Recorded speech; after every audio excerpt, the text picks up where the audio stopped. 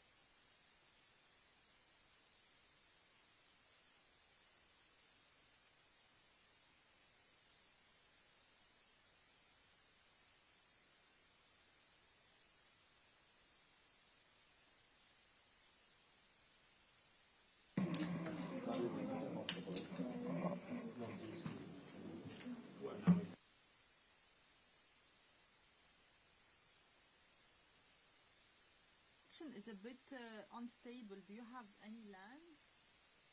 Let me try. This is the land line. Let me try maybe with the earphone if it is better. No, the audio is good, but I can see that the Wi-Fi is not stable. So it's problems with my Wi-Fi. I don't think I can. Yeah. Okay. Could you just maybe as well, if it's possible, move a bit the camera? Like move it further from you. Sorry. Something like that? Maybe lower it a bit so we can see less headroom and more of you.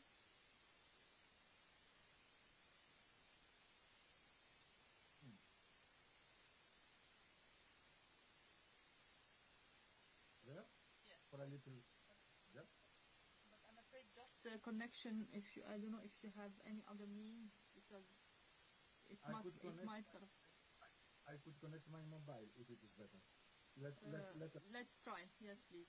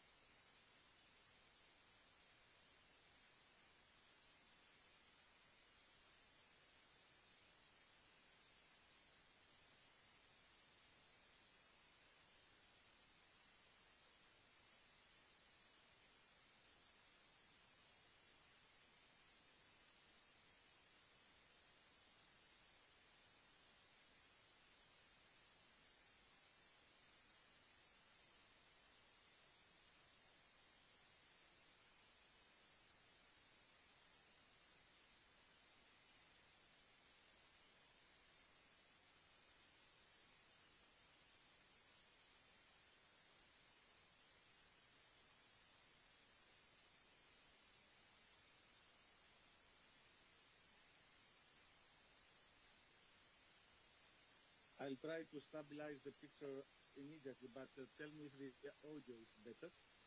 Yes, the audio is good and the connection is better. Thank you. We just need to establish Yes, the frame. yes. Yeah. I'll try to find to put somewhere my phone. Okay. Okay. Sorry for that. No, no worries.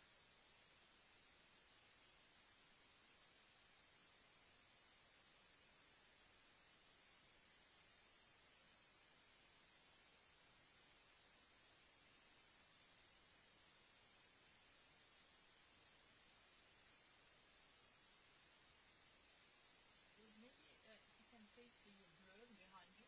Maybe it's better. Okay.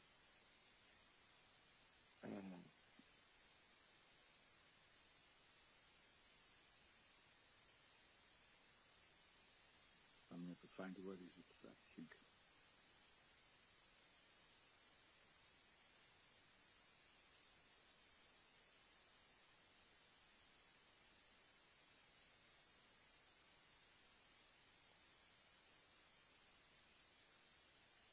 Like that better? Yes, yes, this is better. Thank you. Thank you. Okay, so I'm gonna mute you now, and then we'll get back to you. I will unmute you. Thank you. Thank you.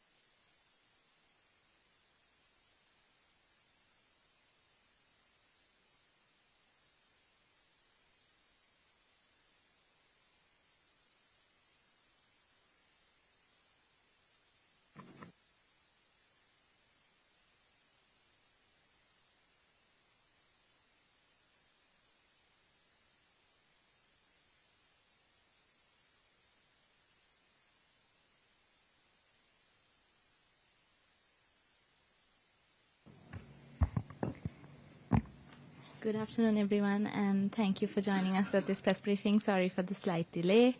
This briefing is on the situation in the occupied Palestinian territory by special procedures mandate holders. We'll have 4 special rapporteurs briefing today, so let me introduce them all quickly and so we can get started. On the podium today we have Francesca Albanese, Special Rapporteur on the human rights situation in the Palestinian territory occupied since 1967. Next to Ms. Albanese on the podium is Ms. Irene Khan, the Special Rapporteur on freedom of opinion and expression. And online with us today is Mary Lawler, who is the Special Rapporteur on human rights defenders. And last but certainly not least is Mr. George Katrougalos, the independent expert on international order. Each of the speakers today will have brief opening remarks, and then they'll take your questions. We will begin with opening remarks by Ms. Albanese. Special Rapporteur, you have the floor. Thank you all, and good afternoon. It's a painful honor to be here at such a critical moment for Gaza and for the Palestinians as a whole. 710. This is the number of days of absolute horror that the people in Gaza have endured. 65,000 is the number of Palestinians ascertained killed, including of which 75% are women and children. In fact, we shall start thinking of 680,000 because this is the number that some scholars and scientists claim being the real death toll in Gaza, and it would be hard to be able to prove or disprove this number, especially if investigators and others remain banned from entering the occupied Palestinian territory, and particularly the Gaza Strip. But if this number is confirmed, 380,000 of these are infants under 5. 1,581, this is the number of health workers killed in Gaza. 252 is the number of the journalists, your colleagues, killed in Gaza. And 346 is the number of UN staff killed in Gaza. 10,000 Palestinians have been detained, mostly arbitrarily, by an unlawful occupation, which has been starving, torturing, and even raping inmates, including doctors and patients. 75 is the numbers of detainees who have been reported killed in Israeli custody just in the last 710 days. Images of scores of Palestinians taken from their homes, shackled and blindfolded in the middle of the night continues to reach us from the occupied Palestinian territory. Homes, shelters, hospitals, schools, mosques continue to be destroyed. Over 85% of Gaza lies in ruin. The ongoing assault to take the last remnant of Gaza, meaning Gaza City, will not only devastate the Palestinians, but endangers also the remaining Israeli hostages, putting their life in great danger. Meanwhile, the West Bank is not having a much better present. The situation is unraveling under intensified oppression.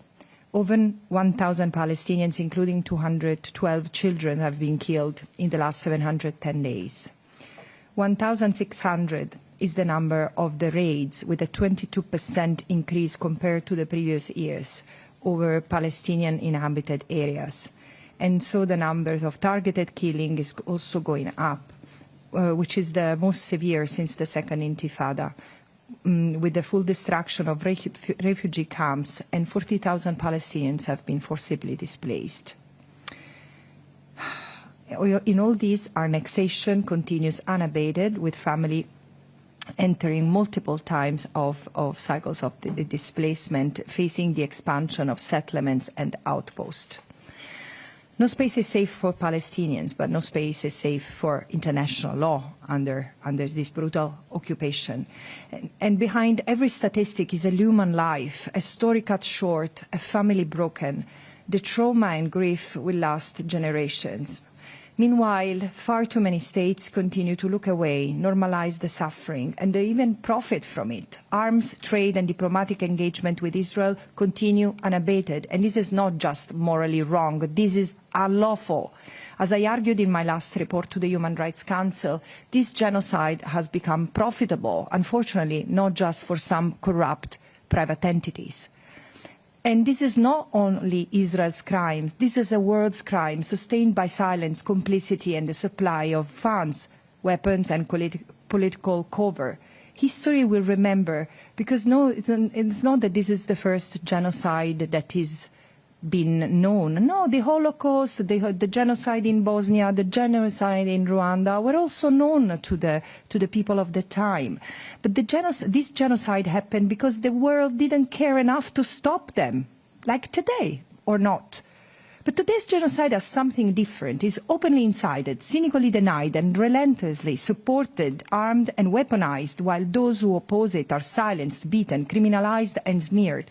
This is why I say this is the shame of our time, and the collapse of the international legal order lays in this moment, not only for the Palestinians, but for all of us. So I asked prime ministers, presidents, foreign ministers, so-called world leaders, how do you sleep? When will you act, truly act beyond the words?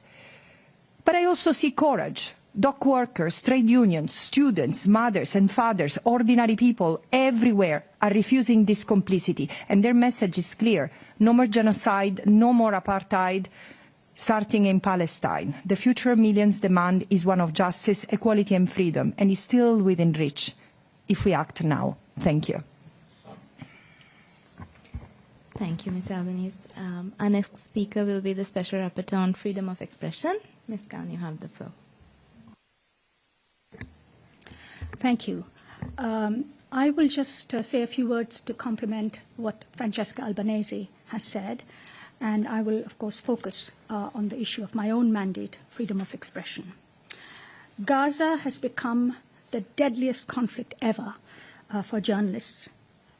More journalists have been killed in Gaza than in both world wars, Vietnam War, wars in Yugoslavia, and the war in Afghanistan combined, according to one research institute.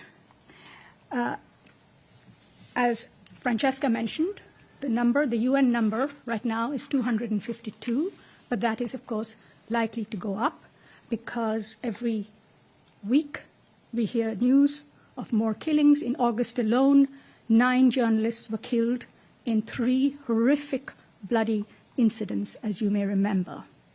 Many of these 252 journalists have been targeted, by which we mean deliberately picked out and killed because of the work that they are doing to expose the atrocities, the crimes, the genocide on the ground. Let me spend 1 minute on the strategy that Israel seems to have developed, where they will first delegitimize and discredit a journalist. Smear campaigns are started, accusing the journalists of being terrorist supporters or terrorists themselves, and then they are killed. So it is not just killing journalists, but the attempt is being very clearly made here to kill the story, because journalists, local journalists in Gaza today, are carrying the brunt of that killing spree, because they are the only ones who are there. Gaza, what is happening in Gaza is extremely unusual in that I cannot recall another situation where a member state of the United Nations has denied access to independent international media for a conflict, for atrocities, for the unfolding of genocide, and now genocide actually happening over almost 3 years at this stage. We have not seen in any other country a situation like that happening, where international media are being denied independent access. The burden then falls on the local journalists who are being picked out, as I mentioned, and killed, labeled as terrorists and killed. Journalism is not terrorism. Journalism is not a crime. journalists are civilians under international humanitarian law and therefore protected like other civilians. However, journalists, because of the nature of their war, have to go where the fighting is. They cannot flee away from the fighting, and they are being then deliberately picked out and killed.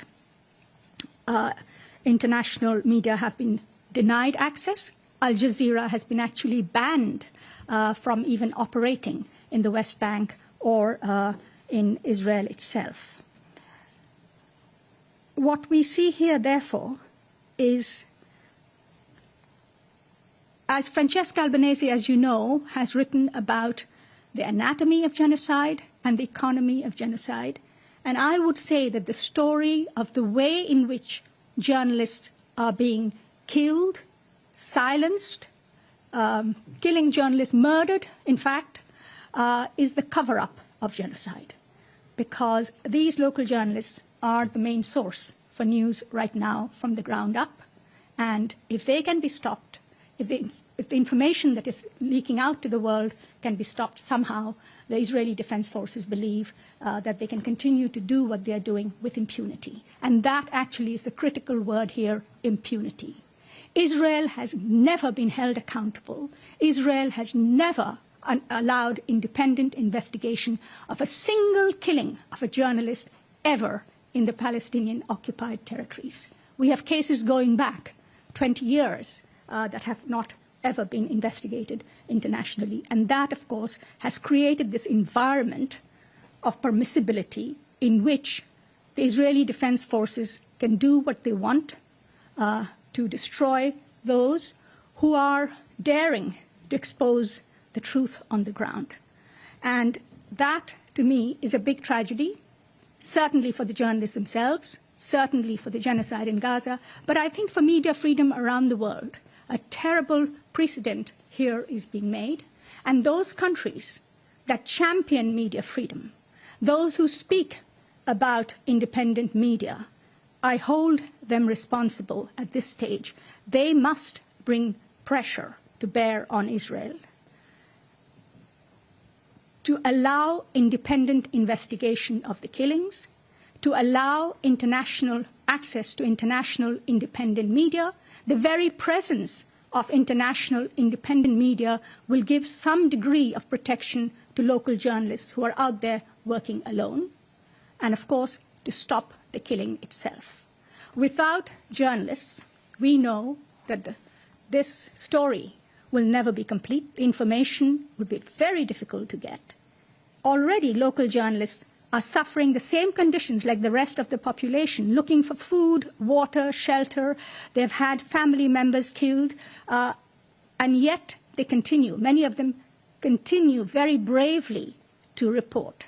But how long can that can go on happening? In fact, in my last press release, the title was "States Must Stop Israel Before All Journalists in Gaza Are Silenced." And that is what I fear.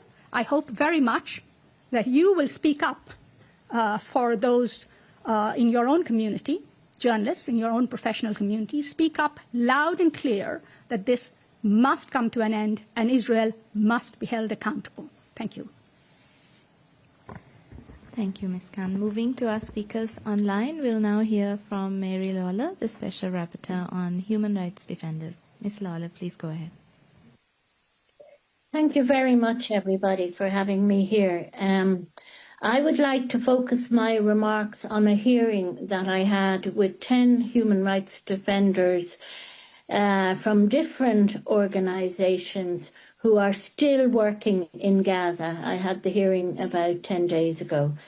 I'd like to focus on what they bring their voices, in fact, on what they said about daily life, about the risks that they're facing, about the funding situation and what they are calling for. So first on the daily life. They're like everybody else. They're in the same catastrophic situation. They have no homes and they have no offices. And they've always worked. Even when I was in Gaza, you could see they worked under tremendous pressure. But the situation has worsened incredibly. And they've been displaced, as we all know, by the IDF over and over again, One woman said she had already moved 5 times, starting with her children every time again. And another woman, human rights defender, said she had been displaced 7 times. And she said, and I quote her, "I myself have been displaced 7 times. Each time I was forced to begin from scratch. My home was demolished. I lacked the basic needs for living. I borrowed all the clothes on my back from my sisters and others, and these are all I have." And they are living in tents and working in tents. And their day, they say, begins by the search for food and water for themselves and for their families. But there's no guarantee that they will find anything. And one of the women human rights defenders on the call, on the online meeting, said that she had had no water that day because there was no water and it was already midday in Gaza. Another woman said, you know, she sets off in the morning and she's so afraid that anything could happen when she's looking for supplies and she won't come back because they have no protection. And she could be killed. And she says, you know, I see my child and my child should be going to school. My child should be playing football. Instead, he's hanging around dead bodies. They are very near the killing of, as Irene was talking about, the killing of journalists, and I regard journalists and medical doctors and health workers as human rights defenders in Gaza. One of them was in the tent where Anas al-Sharif, the journalist, was killed by Israel on the morning of his killing. And their work is tiring and cumbersome and very risky. In order for a lawyer or a researcher to get from point to B, they have to find a donkey if they're lucky, or else walk for hours with Israeli planes and drones overhead, they said. And they are all doing their work hungry or starving. Like everyone else, you can't get food because it isn't there. Instead, there is hunger and malnutrition, and the effects are mental as well as physical. One woman defender told me she no longer recognizes herself in the mirror. She has lost so much weight. And another man defender told me, the words we have are no longer, and I'm quoting him, sufficient to describe the situation. Once people have lived through hunger and starvation, after you, your children and your wife have lived through them, they have a real taste after you have struggled to secure even the basic needs for your loved ones. So moving on to the risks that they are facing on the ground, and as we know, these are extreme. Many have been killed by Israel already, and that is the risk that they face every day. That is what the defenders are talking about when they say they fear to make it home after their day's work. This is targeted killing and random killing, and Israel has absolutely no regard for civilians if they are Palestinian. Mr. Ihab Marwan Kamal Faisal, Ms. Noor Nasser, Abdul Al-Noor and Ms. Dana Yagli, all human rights defenders with the Palestinian Center for Human Rights, were killed by Israel in separate airstrikes in February 24 and January 25. And these are just 3 examples. Mr. Faisal was killed with his wife and 2 daughters, aged 6 and 3. Ms. Abu Al-Noor was killed along with her little 2-year-old daughter, her parents and 4 siblings. And Ms. Yagi was killed along with 37 members of her family. These are horrors, and yet the United States, Germany, the UK and so many other states keep supporting what Israel is doing.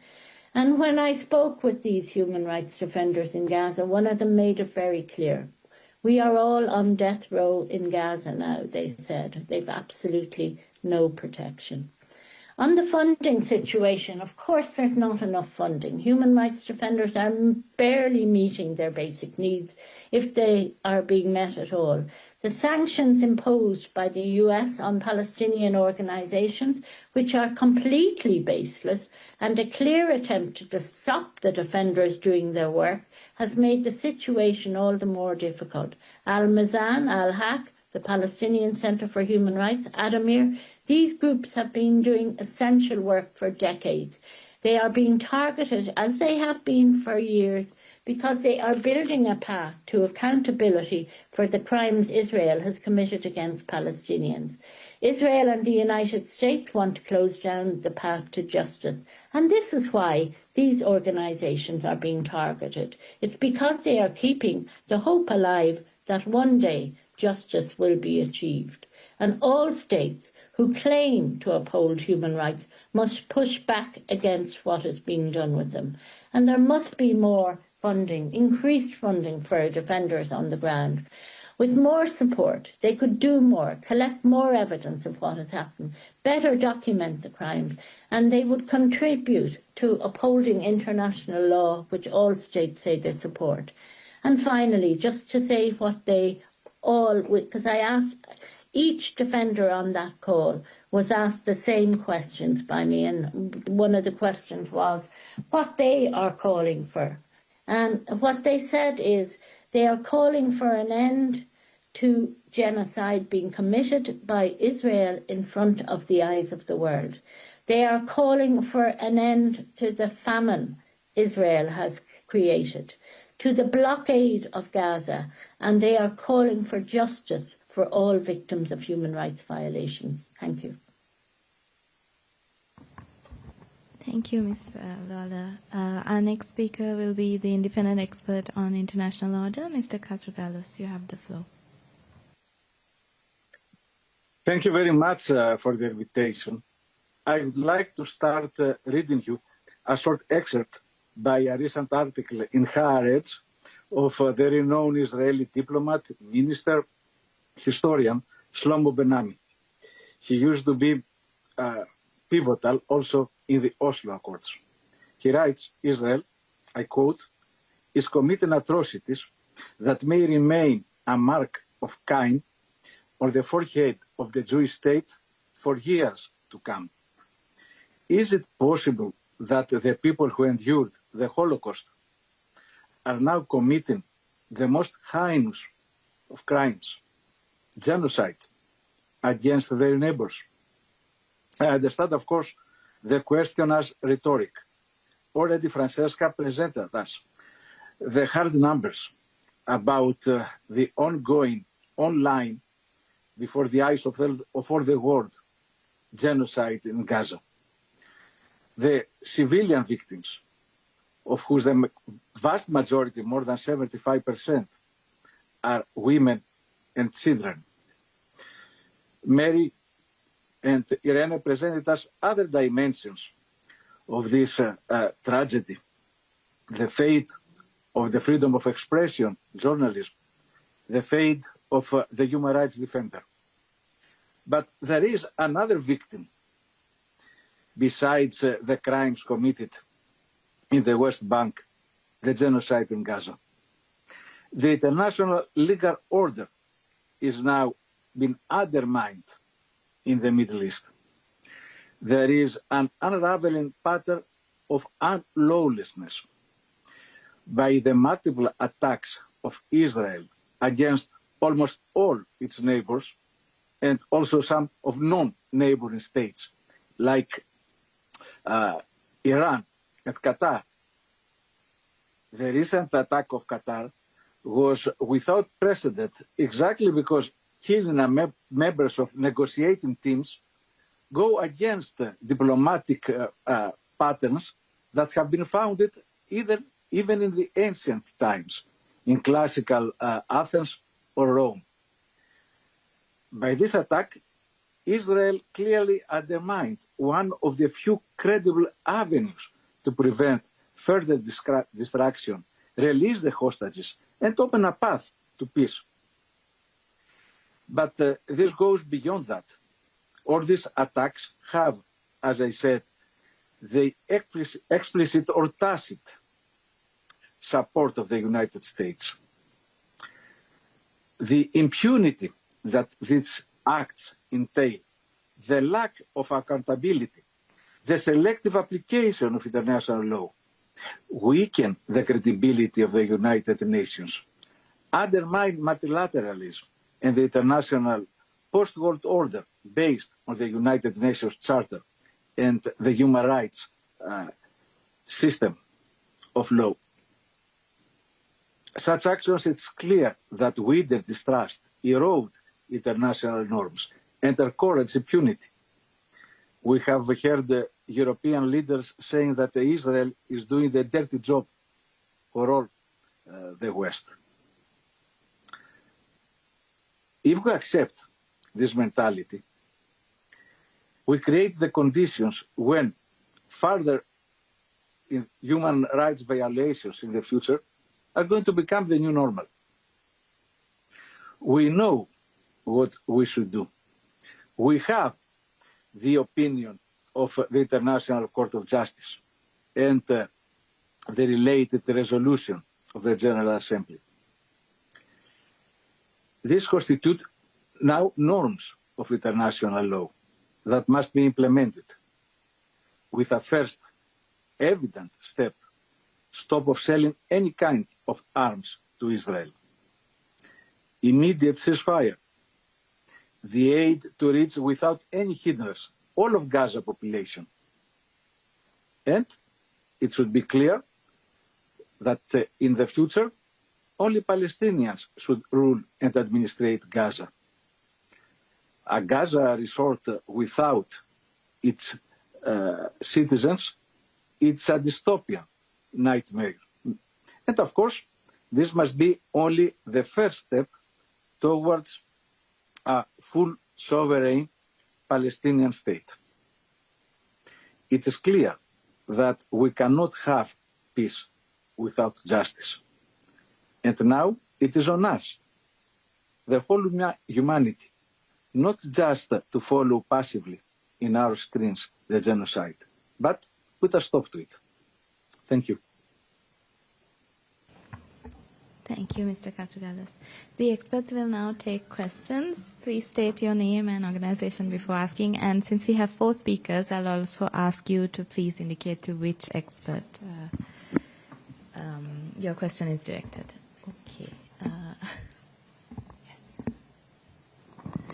Thank you very much to everybody for this briefing. Olivia Lepoidova from Reuters. I have 2 questions, if I may, for Ms. Albanese.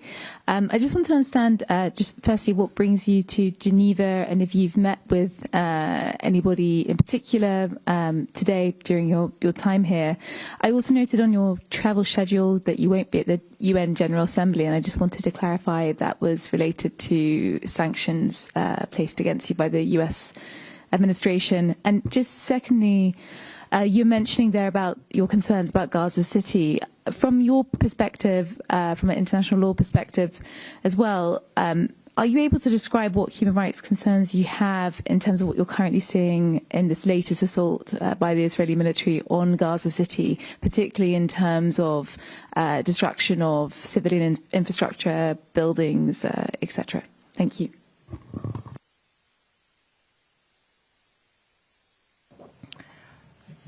It's interesting that the first question you asked me is about my travel schedule, which I'm not going to share. It's true that it's an exceptional visit because I don't often come to Geneva. But as I was coming, I found the time to meet with you all to be asked questions about the situation in Gaza. Concerning the attack on Gaza City, let me first put it in perspective, because I often hear the explanation that Israel is now going to take control of Gaza City. This is what remains, because the majority of the territory is already under Israeli control, direct or indirect, in the sense that there are areas that have been leveled to the ground. There are areas that are started to being built by the army for now. What does it mean, this attack? It means full destruction. It's happening already. It's not that this is a future and uncertain event. It's happening. Israel is bombing is destroying, including by using unconventional weapons that we've never seen before, and newly assembled weapons. Is destroying entire neighborhoods, remnants of buildings where people were seeking shelter, really. It's trying to forcibly evacuate the 800,000 Palestinians who were seeking refuge there. But the question is, why? Why? Because this is the last piece of Gaza that needs to be rendered unlivable before advancing the ethnic cleansing of that piece of land, and then probably they will move to the West Bank. And the important thing is that this is unlawful, because the only legal thing that Israel can do in the occupied Palestinian territory is to move out. Dismantling the settlements, withdrawing the troops, and stopping exploiting Palestinian resources are the 3 of the 5 things that the International Court of Justice has asked Israel to do in the advisory opinion, together with paying reparations for all the harm and damage caused to the Palestinians by Israel, and facilitating the return of those displaced. And this should be the perimeter of the political discussions the member states have to start with, before or in line with also talking about the crimes that Israel is being committing. And in fact, it seems to me that there is an intentional determination to circumvent this by moving the discussion, instead of from where should be ending the atrocities, the sources of and the root causes of the illegality in the occupied Palestinian, let's move it somewhere else, where it really we do not have to talk about, some states are doing that, where we do not have to talk about our responsibilities. Jeremy. Hi, Jeremy Lange for the French Public Radio. If I may, I will ask my question in French to Ms. Albanese. 2 questions en réalité. La première sur le nombre de victimes. Vous avez évoqué il y a quelques instants un nombre de victimes potentielles très élevé, jusqu'à 10 fois peut-être ce qui est officiellement comptabilisé jusqu'à présent. Je voudrais savoir d'où viennent ces chiffres. Est-ce qu'ils sont crédibles selon vous et que comprennent-ils? Est-ce qu'on parle des victimes directes en plus des victimes liées à l'absence de traitement pour les maladies, la famine, etc. Enfin voilà, d'où viennent vraiment ces chiffres très importants. La deuxième question par rapport à ce qui va venir à la fin du mois, l'Assemblée générale de l'ONU et cette reconnaissance de la part de certains pays de l'État de Palestine. L'administration Trump a déjà dit qu'elle refuserait de donner des visas à des représentants palestiniens. Il y a des appels qui viennent de la part de la société civile, de militants, souvent classés à gauche, qui réclament de délocaliser l'Assemblée générale à Genève pour que ces représentants palestiniens puissent venir, puissent participer. Je voudrais savoir si c'est un appel que vous soutenez, même si la faisabilité semble un peu compliqué, mais est-ce que ce serait pour vous un signe fort que l'Assemblée générale ait lieu à Genève?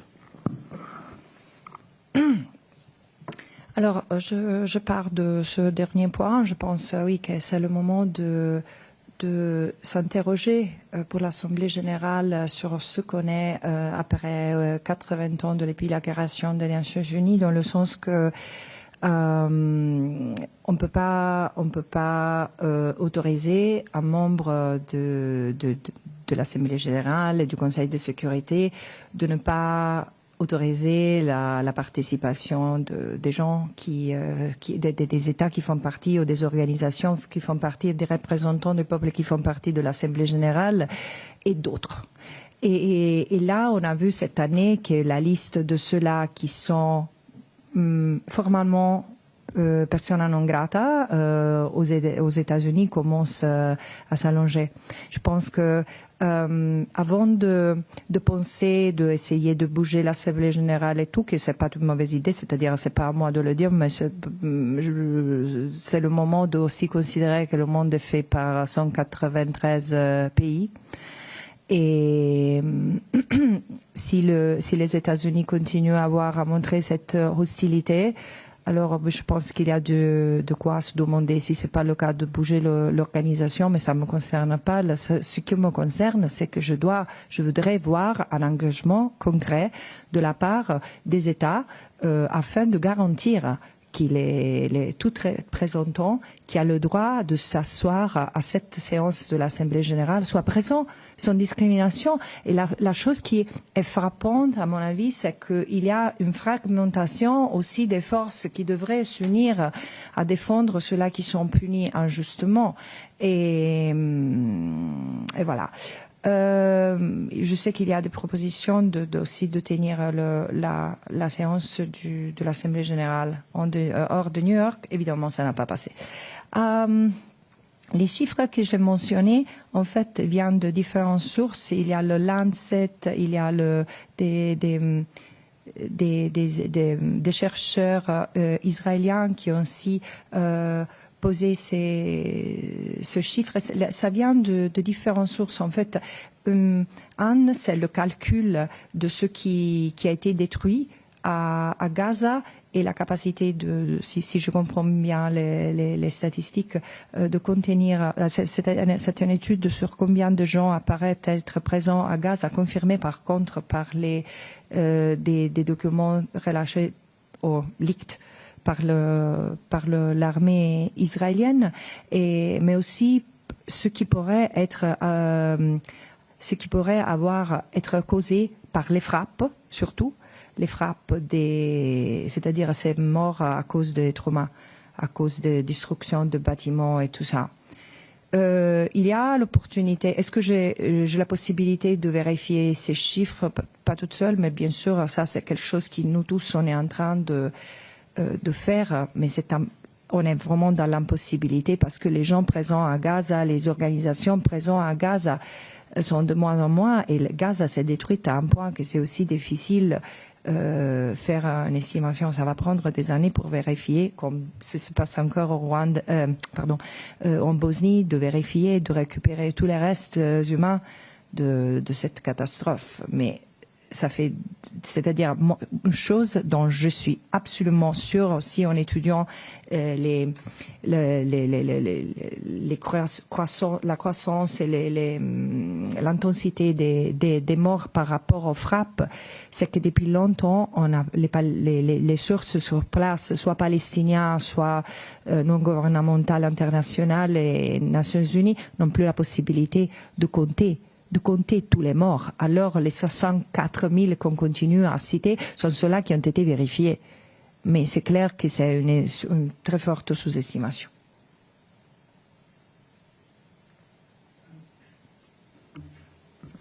My name is Mohamed Al-Fanich. I'm from Alga TV. So first of all, thank you for your statement. I have two questions, one's for you and one for Irene also.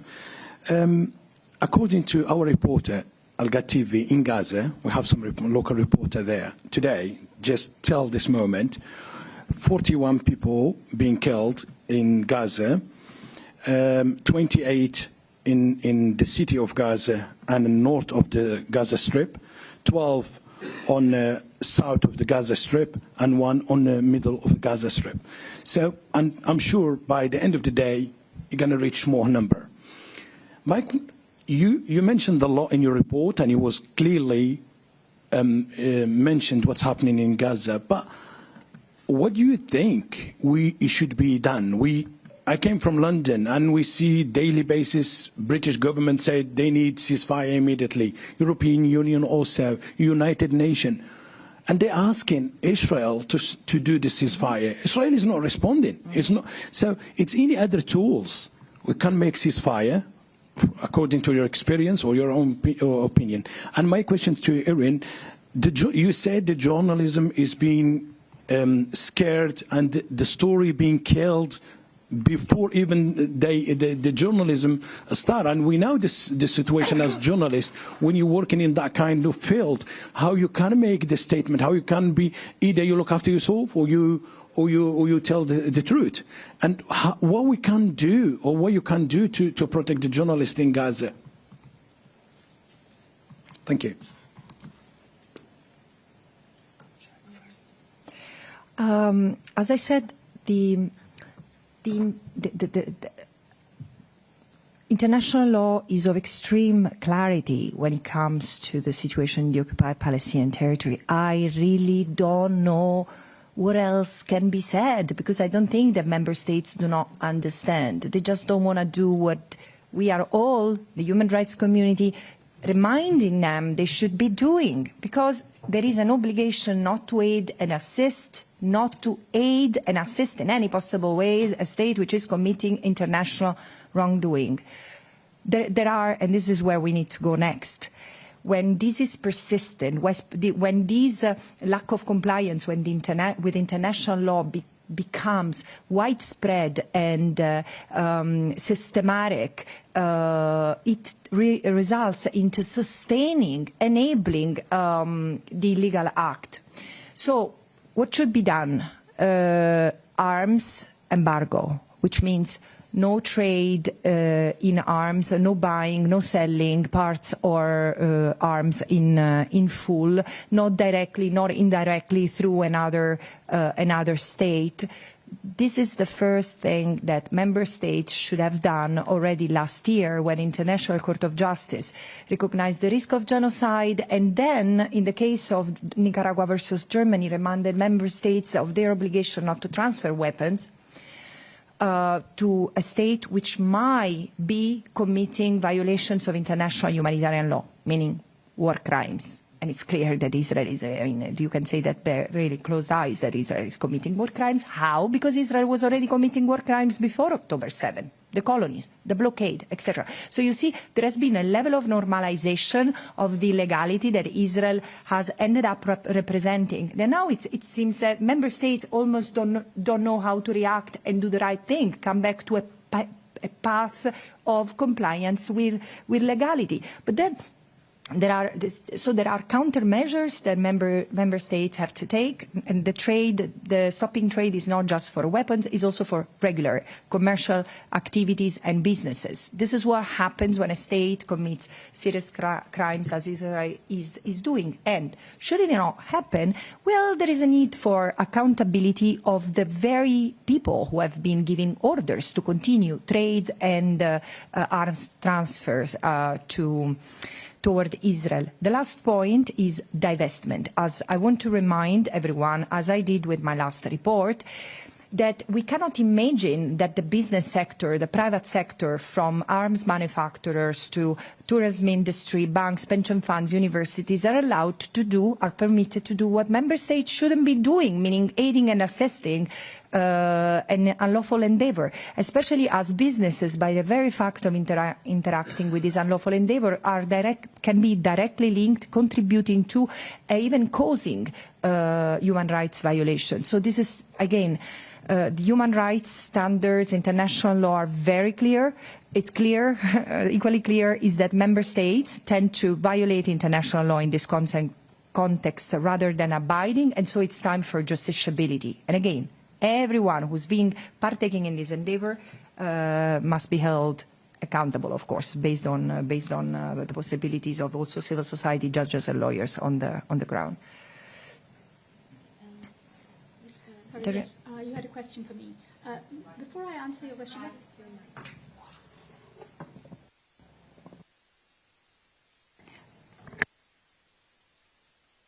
let me. Oh, yeah, I think it's all right now. Yes, all right. Yes, I wanted to say that what is the really scary thing about what is happening to journalists in Gaza now is that the killing of journalists is following the pattern of the military strategy of the Israeli Defense Forces. If you look at August, you will see that the killing of Anes al-Sharif took place just as the Israeli army was preparing to invade or re-invade Gaza City. And therefore they killed the team that was there, the journalist team there. So you will see more and more journalists being killed first, and then the army moves in. That is what is happening. Now, that is totally against anything that has ever been written in international humanitarian law about the protection of media in war times. Destruction of the equipment, killing of journalists. Now, this is premeditated killing of journalists. In a non-war situation, it would be plain murder. In a war situation, it is actually a war crime. What can be done about it? I think Francesca has already mentioned about sanctions that member states can put on Israel for committing, or as a deterrent against war crimes, arms embargo being an obvious one. But I think international community, member states, the media, champions of media freedom, need to put the safety of journalists in Gaza much, much higher on their agenda than they are doing now. You said you come from London. Keir Starmer met with the President of Israel, I believe, earlier this week. Did he talk about the killing of journalists? Did he raise that with the President of Israel in terms of accountability, independent investigations? Did he demand that the BBC and other independent media, international media outlets be allowed into Gaza? Those are the issues that need to be put very high on the political agenda, and then economic and other means have to be used to put pressure on Israel to allow independent investigations and to give instructions to its military not to target journalists. These are not journalists that are just coming into the way of the shelling. These are deliberate killing of journalists in order to clear the path, stop the news, distort the news, and that has to end. Thank you. I'm going to go to Nina and then Gabriela, and then we have a question online. Okay, thank you. Nina Larson, AFP. Thanks for this briefing. First, for Ms. Albanese, thank you for doing this. I was wondering if you could say a little bit more about the complicity issue when it comes to the U.S. Secretary of State Rubio said today that the U.S. is showing unwavering support for Israel in its war as it continues in Gaza. And you also have, as has been mentioned here, the revoked visas, the sanctions against you and others. So, I mean, could you just say a little bit more about how complicit, I guess, you think that the U.S. is in what you're describing as a genocide? And then also, what do you think the consequences for the U.S. should be for this? And finally, I also had a question. I wanted to ask you how the sanctions have impacted you personally. And sorry, I have just one small question for Ms. Khan. I wanted to ask about, you compared the number of journalists killed in Gaza to a number of other conflicts. What was the conflict before this that had the most journalists killed? Could you provide some more figures on that? Thank you.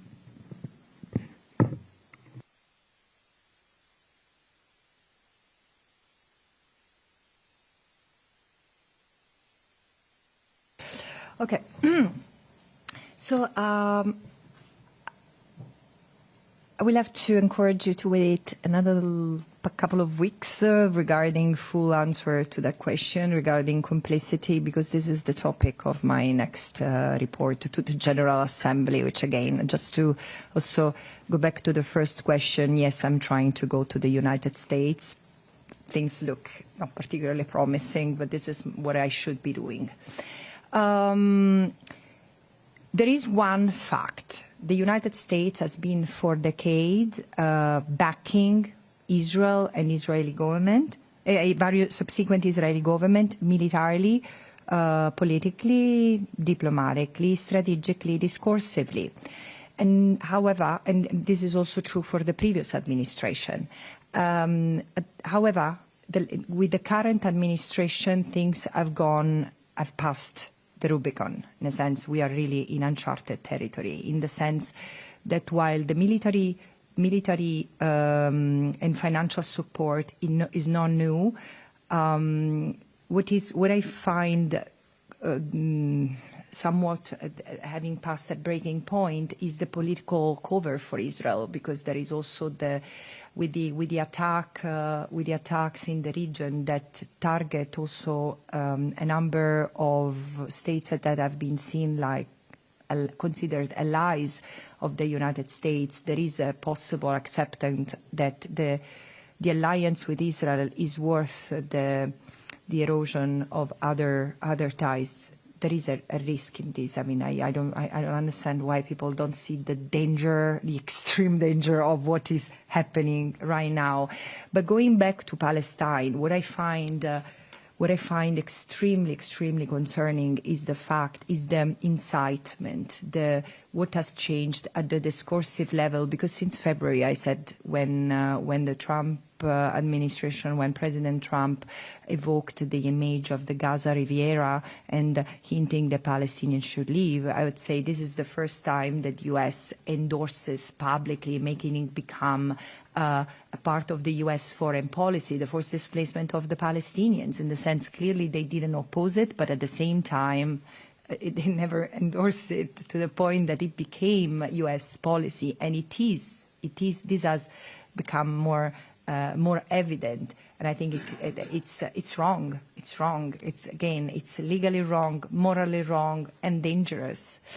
The sanctions are unacceptable. The sanctions against me, of course, I am the first U.S. person to be sanctioned, and this must be removed. I mean, I urge the United Nations, like the Secretary General, the members of the General Assembly, don't let this become a precedent, because it's not going to be limited to me as it always happened. It's extremely serious because it violates in one stroke of a pen the UN Charter, the UN Convention on Privileges and Immunities, but it's totally retaliatory, and it doesn't only affect me. I keep on saying I have members of my own family, including my daughter, who are directly affected by these, and it's incredible the financial hurdle that this is causing to my family. Why do I have to pay with my own life? For what? For having done my job? So again, I don't like the personalization of what matters. This is why I'm saying what happens to me is now happening also to 9 judges and prosecutors of the International Criminal Court, and this should have created really such an uproar, but also Palestinian human rights organizations. So on the one hand, I expect the United Nations to stand firmly against this. On the other hand, I expect regional groups to stand firmly against it, because I'm European, I'm Italian. It's unbelievable that I have to suffer the weight of this vicious administrative move, even in my own country where I cannot open a bank account. So Europe should institute the European blocking statute to protect people who from this personal ad personam attacks from today is the United States, tomorrow can be another state. So, yeah. You asked me about the numbers killed. Now, I can give you one example. Ukraine. In the war, since Russia's invasion of Ukraine, 14 journalists have been killed in Ukraine. 252, on the other hand, killed in Gaza, including dozens targeted. Probably in terms of numbers, the second highest would be Afghanistan, where, as you know, there was conflict for more than a decade.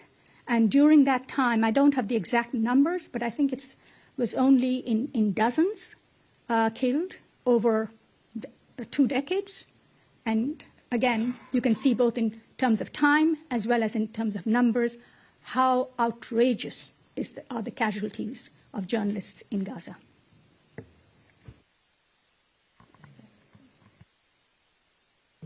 Gabriela, and then Musa. Thank you. Thank you very much. Have some questions. Gabriela Sotomayor, Mexico Proceso. Do you think that Mr. Netanyahu cares about the hostages?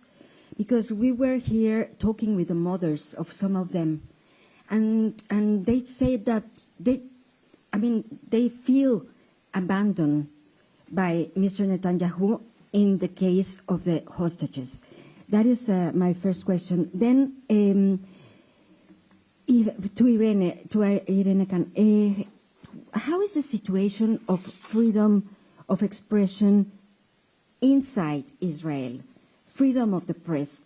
Because I don't know if young people, women, do they know what Netanyahu is doing to the children in Gaza? I mean, do they know?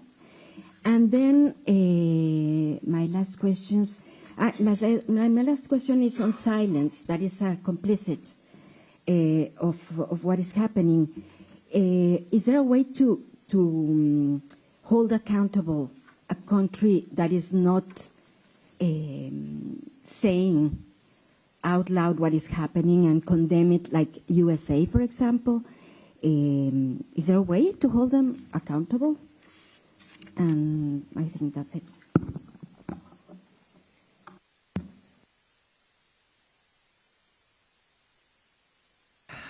Okay, of the many superpowers I have, this doesn't include reading people's minds, unfortunately. So I cannot tell you what ICC wanted Prime Minister Netanyahu has in mind. But however, I fully understand the sense of abandonment of the families of the hostages, because in fact it has proven true over the past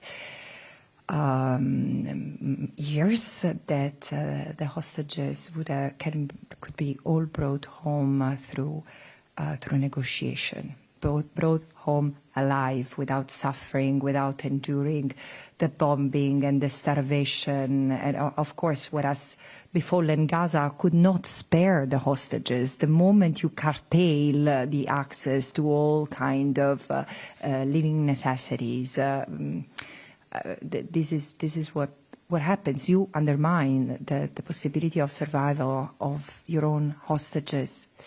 So it seems to me that they've been treated as political pawns in this horrible, horrible last 2 years.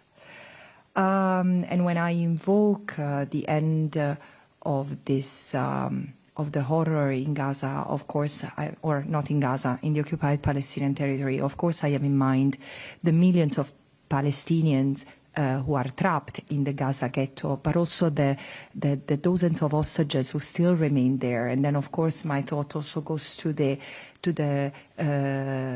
thousands of Palestinians who are held hostages by an unlawful occupation in the West Bank, from the West Bank and East Jerusalem. Another thing I wanted to say concerning what's happening right now, I have the feeling that we really struggle. I mean, there is a general tendency not to understand the totality of what's happened, the totality of the conduct, the totality of the crimes against the totality of the Palestinian people. And I thought to help both member states and others, including the media, get this overall sense with the report I presented to the General Assembly last year, Genocide as Colonial Erasure. There is a design that seems very much to have been pursued in the erasure of Palestinian life in Palestine. I understand that history requires time to be understood, but certain truths in this context are so stark that they demand recognition in the very moment they are told. And again, the very fact, I'm grateful to my colleague Irene Khan to share this important piece of analysis and say we are looking at the geolocations of each killing of journalists, and we say that there is a pattern, but I've seen it myself with a few investigations of the death of killing of journalists that has happened. I mean, it seems to be either in anticipation to an attack, so there can be no documentation, or retaliatory, as it happened in the case of Fatima Hassouna. Fatima Hassouna was supposed to be at Cannes for the screening of her documentary, and she was killed the night her documentary was announced as being at Cannes, with missiles that killed her and her family. So again, we tend to trivialize this genocide because, as I said, behind each story, behind each killing, behind each starved person, there is a universe that, poof, has been pulverized. And we do not even have the time to recognize and mourn each of them because this is the pace of our life and the pace of this genocide. With relation to the situation in Israel, there is no country in the world, I believe, that can remain untouched when it conducts genocide and war, killing of journalists on its borders, can remain untouched within the country. And of course, freedom of expression inside Israel is also restricted by law. For example, there is heavy censorship of media and very little independent media. The owner of Haaretz, Al-Haaretz, which is probably the only independent print media still left, himself has talked about the kind of pressure that they come under from the authorities. But there are also mob attacks. There have been mob attacks against Israeli journalists if they report, if the people feel that they are reporting against what they see as Israeli interests, if they are reporting favorably sometimes on Palestinian issues. Last year, Israel adopted a Foreign Media Act under which it has banned Al Jazeera, but that same Foreign Media Act, of course, also has a chilling effect on other foreign media present in Israel. They are not allowed to report on what is happening in Gaza. They can only report on what is happening inside Israel. So overall, there is a chilling effect, I think, on media freedom inside Israel that is damaging Israel's own media sector quite significantly.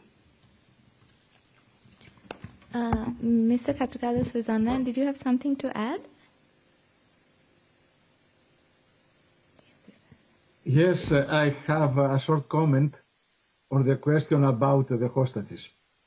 I think a clear indication, if not proof, of the fact that hostages are not a priority for Prime Minister Netanyahu is the recent attack against Qatar. It was the only open diplomatic channel for the release of the hostages. I understand that for this reason, understanding that the policies followed now by Israel are against even the long-term interests of this country, we see the appearance of a peace camp. Small now, but already including a former prime minister, several ministers, among them ministers of defense, former heads of Mossad and IDF. These are neither pro-Palestinian, nor, of course, against the state of Israel, but they realize the impasse, realize that genocide and the perpetuation of raw violence cannot resolve anything, and they understand that the only solution is return to the diplomatic solutions through the United Nations, which are not the house of darkness, as Prime Minister Netanyahu portrayed it during his speech at the General Assembly. Thank you. Thank you. Musa, yes, and then Catherine, and then we have Ravi online. Merci beaucoup, Madame Albanese. Avec l'attaque d'Israël contre les responsables palestiniens à Qatar, je suis là. Alors, avec les attaques israéliennes contre les responsables palestiniens à Qatar, on voit qu'Israël a franchi vraiment une nouvelle étape, et aussi en menaçant Qatar et autres pays, donc ces menaces de Benjamin Netanyahu et autres responsables israéliens, de renvoyer les Palestiniens autrement, avec une menace de faire plus ou moins la même chose. Donc, c'est ce qu'on comprend. Et aussi, ça fait 2 ans que vous et les différentes organisations des Nations Unies, la Cour internationale de la Haye, vous avez sorti des rapports, vous demandez tout le temps un cessez-le-feu. On voit les cessez-le-feu, on n'a pas de cessez-le-feu, mais au contraire, il y a un élargissement de crimes contre Gaza et contre les Palestiniens ailleurs. Est-ce que vous avez peur de ce qui va se passer, donc de cette nouvelle étape? Est-ce que vous avez peur de ce qui va se passer dans les semaines et mois à venir? Et aussi une petite question concernant ce qui se passe en Cisjordanie. On n'a pas parlé de la Cisjordanie. Merci beaucoup.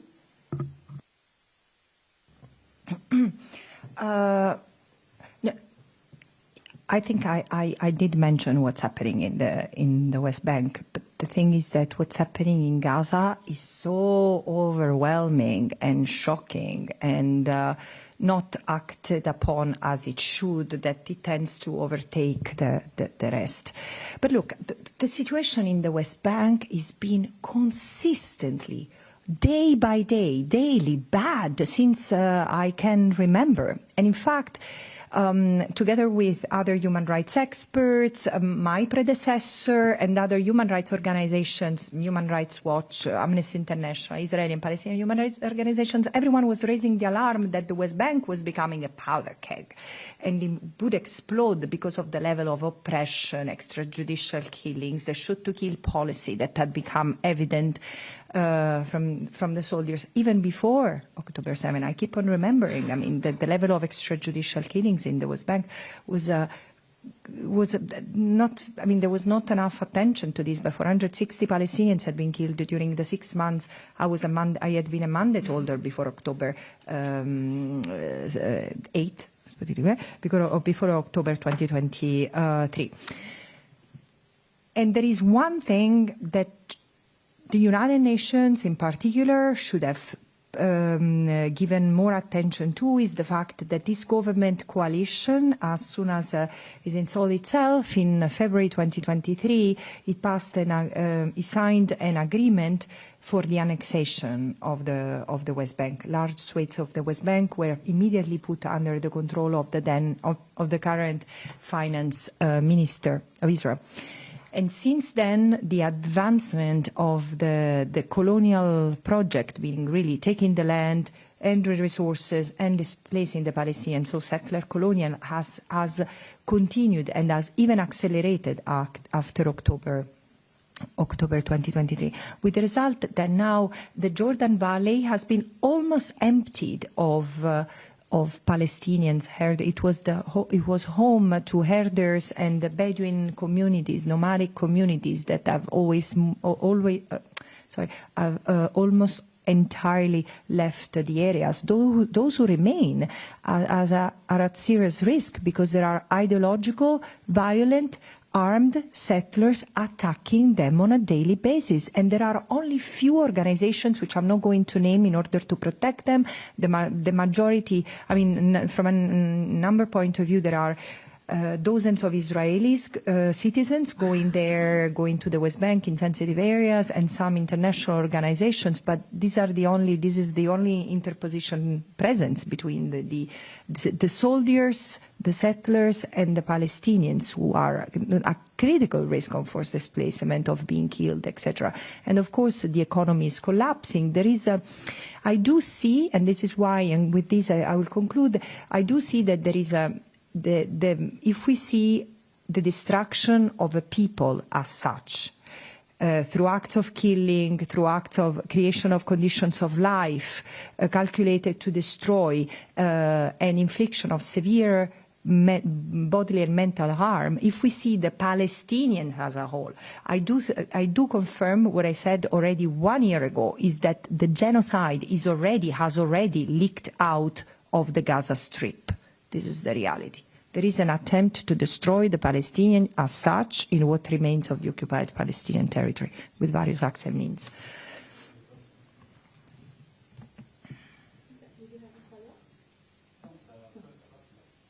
Sorry, the first question. Sorry. No, it doesn't fall. I was not trying to evade this, but yes, because it doesn't really fall under my mandate. But how do I read it? Look, it's a violation of the sovereignty of the state of Qatar. It's very serious. This is not unprecedented, and with other special rapporteurs, I've denounced this continuous recourse to aggression under pretense of self-defense that Israel has invoked times and times against Lebanon, against Syria, against Iraq, against Yemen. And again, there might be a conflict-like situation in certain, but this is or Iran. The continuous bombing of neighboring countries is clearly a threat to peace, which should receive a more preventive response from the United Nations.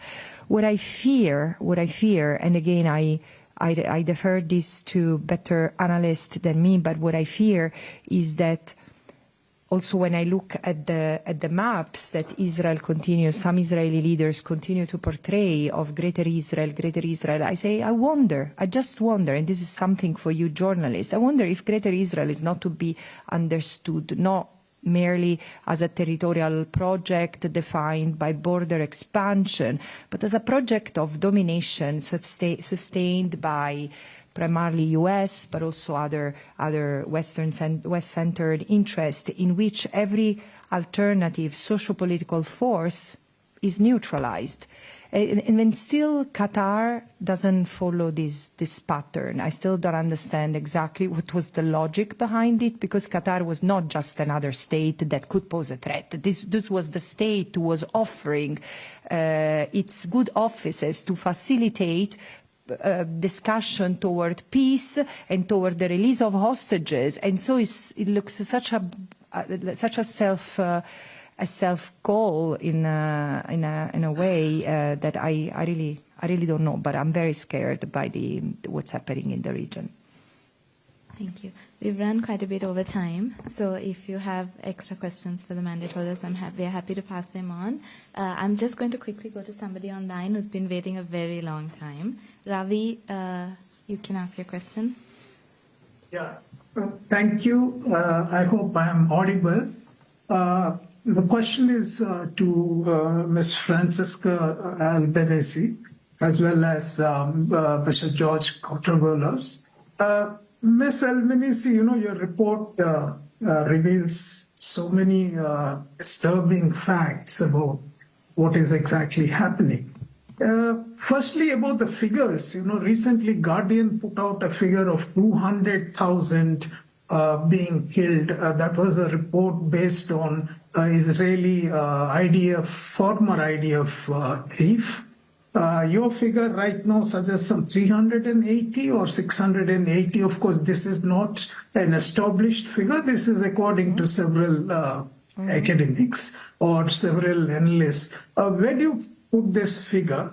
The second question is on the moral erosion of, responsibilities for countries which are signatories to the genocide treaty convention. I'm asking this question in the context of India. For example, India has been having fairly strong relations with Israel, to the extent that the Israeli finance minister recently visited New Delhi to sign a new bilateral free trade agreement.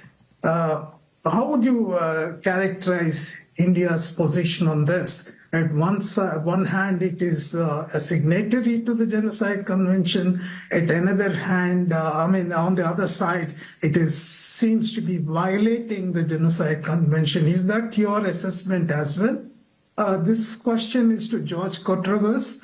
You talked of Shlomo Sand, a historian in the past I used to respect. But what did he exactly say? I could not really understand what you had said.